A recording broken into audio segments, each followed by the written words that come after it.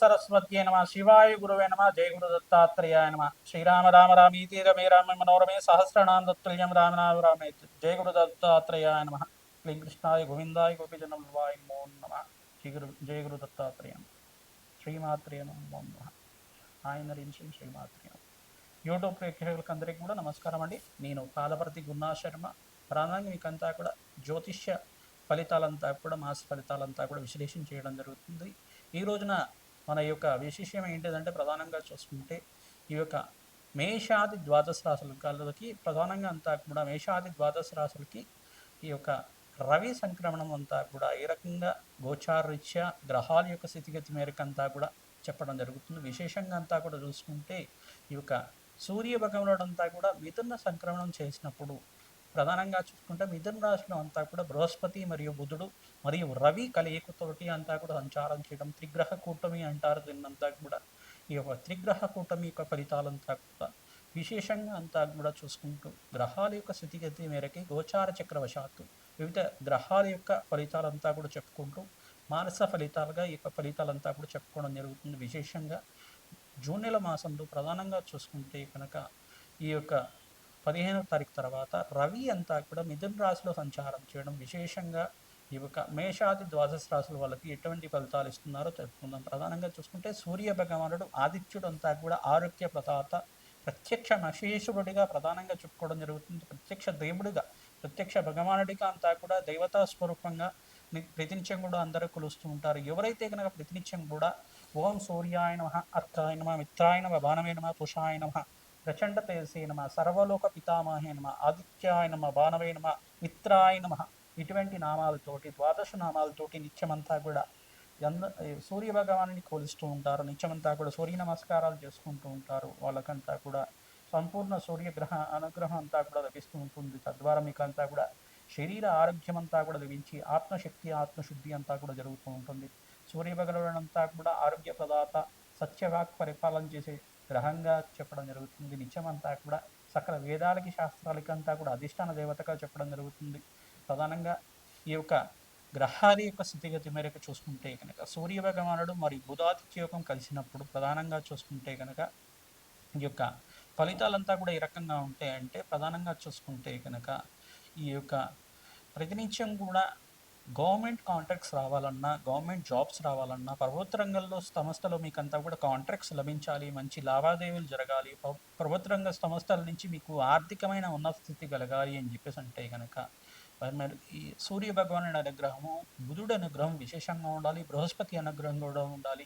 ఈ యొక్క గ్రహాల యొక్క స్థితిగతి మేరకు అంతా కూడా ఈ యొక్క బుధుడంతా కూడా ప్రధానంగా చూసుకుంటే ఇక్కడంతా బుధుడు ప్రధానంగా వ్యాపార ప్రదాత ప్రధానంగా బుద్ధి శక్తినిచ్చే గ్రహంగా మేధాశక్తి ఇచ్చే గ్రహంగా చెప్పడం జరుగుతుంది.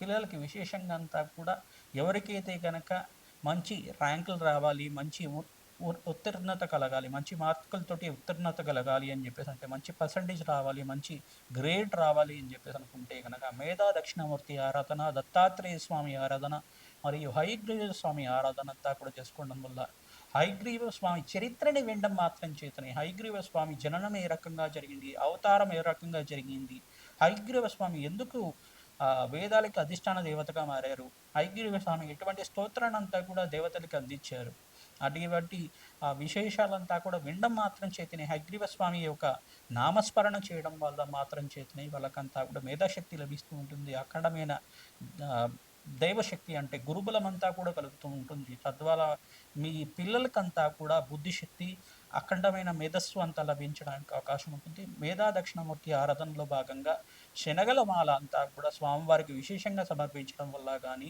పసుపుతో అభిషేకం విశేషంగా చేయడం వల్ల కానీ, మేధా దక్షిణమూర్తి స్వామివారికి కానీ మరియు దత్తాత్రేయ స్వామివారికి కానీ ఇట్లా అభిషేకం చేయడం వల్ల పసుపు రంగు వస్త్రాన్నంతా కూడా స్వామివారి సమర్పించి నమస్కారం చేసుకోవడం మాత్రం చేతనే గురువారం రోజున ఇటువంటి ఫలితాలంతా కూడా లభించుతుంది. బుధవారం పూట ఎవరైతే దక్షిణామూర్తి ఆరాధన విశేషంగా చేసుకుంటారో బుద్ధిశక్తి లభిస్తూ ఉంటుంది.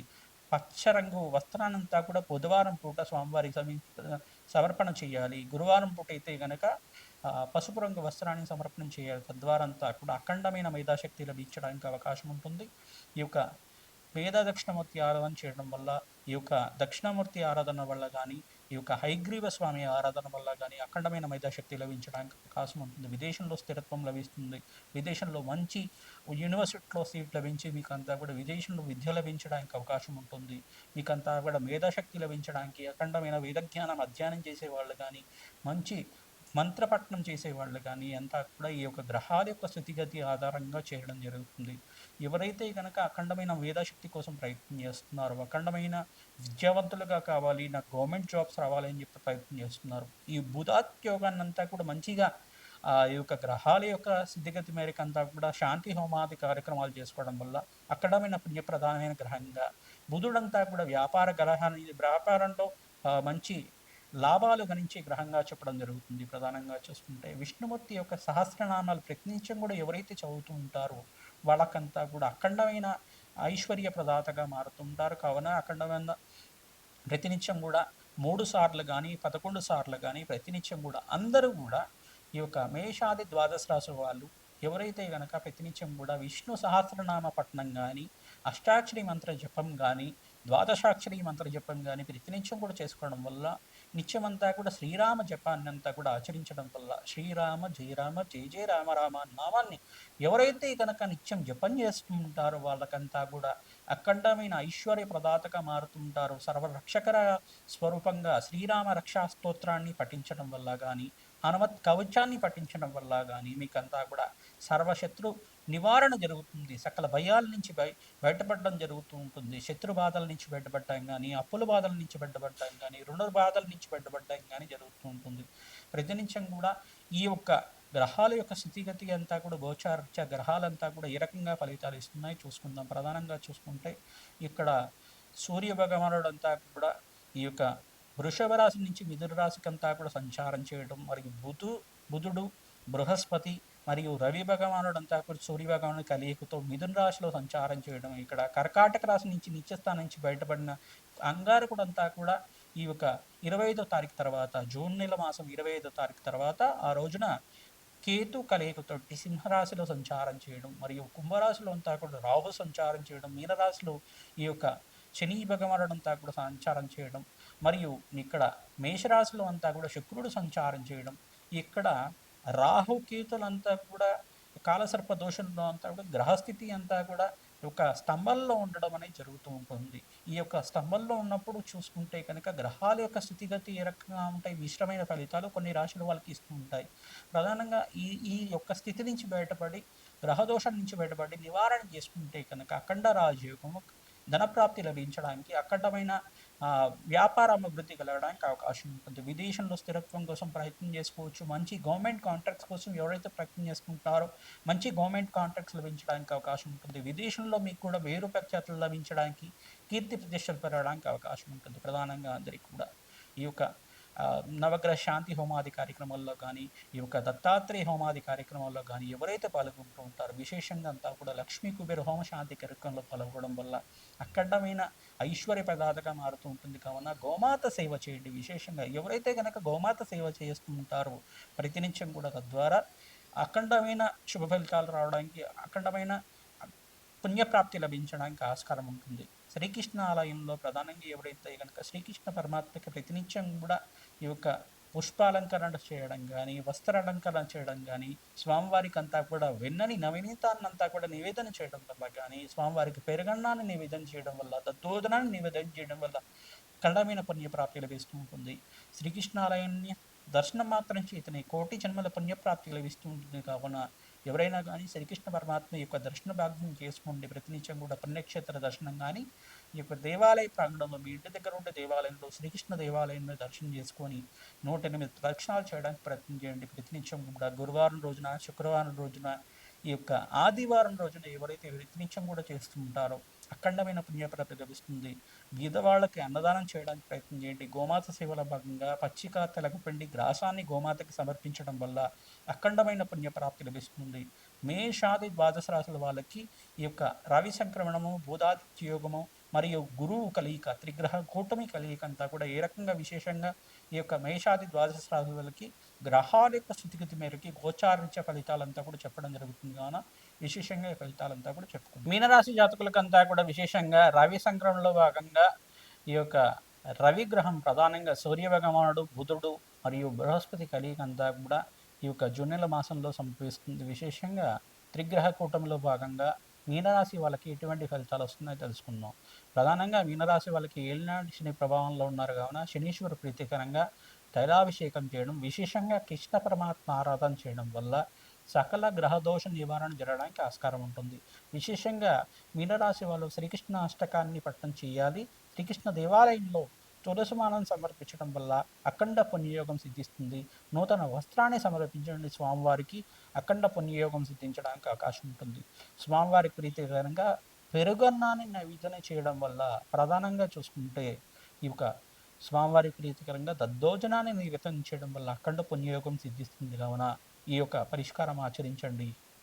ప్రతినిత్యం కూడా ఈ యొక్క శ్రీకృష్ణ దేవాలయంలో కానీ, శ్రీరామాలయంలో కానీ, ప్రధానంగా ఆంజనేయ స్వామివారి ఆలయంలో కానీ, శివాలయంలో కానీ అన్నదానం చేయడానికి ప్రయత్నం చేయండి. తద్వారా ఆర్థిక ఇబ్బందుల నుంచి కానీ, అనారోగ్య ఇబ్బందుల నుంచి కానీ, అకాల కష్టాల నుంచి బయటపడడానికి అవకాశం ఉంటుంది. దీర్ఘకాలిక మీకు అప్పుల నుంచి బయటపడడానికి అవకాశాలు ఉంటాయి. ప్రధానంగా ఈ యొక్క రవిశంకరుడు బుధాదిత్య యోగంలో ఉంది కావున గవర్నమెంట్ కాంట్రాక్ట్స్ లభించడానికి అవకాశం ఉంటుంది. మంచి అవకాశాలంతా కూడా సిద్ధిస్తాయి. వ్యాపారస్తులు కూడా మంచి లావాదేవీలు జరుస్తూ ఉంటాయి. వ్యవసాయదారులకు కూడా మంచి లాభాలు గడించడానికి అవకాశం ఉంటుంది. శ్రమతో కూడిన సంపాదన ఉంటుంది మీకంతా కూడా. ప్రధానంగా ఈ యొక్క సినీ రంగంలో వాళ్ళకు కూడా మంచి అవకాశాలు లభిస్తూ ఉంటాయి. ఎవరైతే సినీ రంగంలో మంచి అవకాశాల కోసం ప్రయత్నం చేస్తున్నారో రాజశ్యామల యాగం కానీ, వారాహిదేవి హోమాది కార్యక్రమంలో పాల్గొనడం వల్ల అఖండ పుణ్యయోగం సిద్ధిస్తుంది. అఖండ రాజయోగంతో రాజశ్యామల యాగంలో పాల్గొనడం వల్ల, హోమాది కార్యక్రమంలో చేయడం వల్ల మంచి అవకాశాలు సిద్ధించడానికి, సంఘంలో గౌరవం పెరగడానికి అవకాశం ఉంటుంది. తద్వారా మీకు అంతా కూడా మంచి ఆఫర్స్ లభించడానికి అవకాశం ఉంటాయి. మంచి క్యారెక్టర్స్ లభించడానికి అవకాశం ఉంటుంది. మంచి ఆర్థికంగా ఉన్నత స్థితి కలగడానికి అవకాశం ఉంటుంది. వ్యాపారస్తులు కూడా మంచి లావాదేవీలు, గవర్నమెంట్ కాంట్రాక్ట్స్ లభించడానికి అవకాశం ఉంటుంది. మీరంతా కూడా గురు చరిత్ర పారాయణం చేయండి. మంచి అవకాశాలు సిద్ధించడానికి అవకాశం ఉంటుంది. శనీశ్వర ప్రీతికరంగా తిలదానం చేయాలి. శుక్రుడికి ప్రీతికరంగా మీరంతా కూడా బొబ్బర్లు దానం చేసుకోవడం యొక్కరంగా ఉంటుంది. మరియు ఇక్కడ బుధుడికి ప్రీతికరంగా పెసర్లు దానం చేసుకోవడం యొక్కరంగా ఉంటుంది. కేతువుకి ప్రీతికరంగా ఉలువలు దానం చేసుకోవడం వల్ల సకల గ్రహదోష నివారణ జరగడానికి అవకాశం ఉంటుంది. మహాలక్ష్మి ప్రీతికరంగా సహస్రనామార్చన ఎవరైతే ప్రతినిత్యం కూడా సహస్రనామాలతోటి అమ్మవారికి పూజ చేసుకుంటుంటారో ప్రతి శుక్రవారం, గురువారం, బుధవారం పూట ఈ యొక్క మహాలక్ష్మి సహస్రనామంతో పూజ చేయడం వల్ల అఖండ పుణ్యకము, ధన కనక వస్తువాహనాలు లభించడానికి, ఐశ్వర్యోగం సిద్ధించడానికి అవకాశం ఉంటుంది. ఈ పరిష్కారం అందరూ కూడా చేయండి. మంచి అవకాశాలు లభిస్తూ ఉంటాయి. ప్రధానంగా గోమాత సేవని ఆచరించండి. గోమాత సేవలో భాగంగా పచ్చిక తెగపిండి గ్రాసమంతా కూడా గోమాతకు సమర్పించడం వల్ల సకల గ్రహదోష నివారణ జరుగుతుంది. జయ గురు దత్తాత్రేయాయ నమః నామాన్ని అంతా కూడా ప్రతినిత్యం కూడా నామస్మరణ చేసుకుంటూ ఉంటారు. ఈ యొక్క అఖండ పుణ్యయోగం సిద్ధిస్తుంది. ఓం వారాహి దేవ్యే నమః నామాన్ని ప్రతినిత్యం కూడా నామస్మరణ చేసుకోవడం వల్ల అఖండ పుణ్యయోగం సిద్ధిస్తుంది. మంచి అవకాశాలు సిద్ధిస్తాయి. ఐశ్వర్య యోగం సిద్ధిస్తుంది. జయ గురు దత్తాత్రేయ.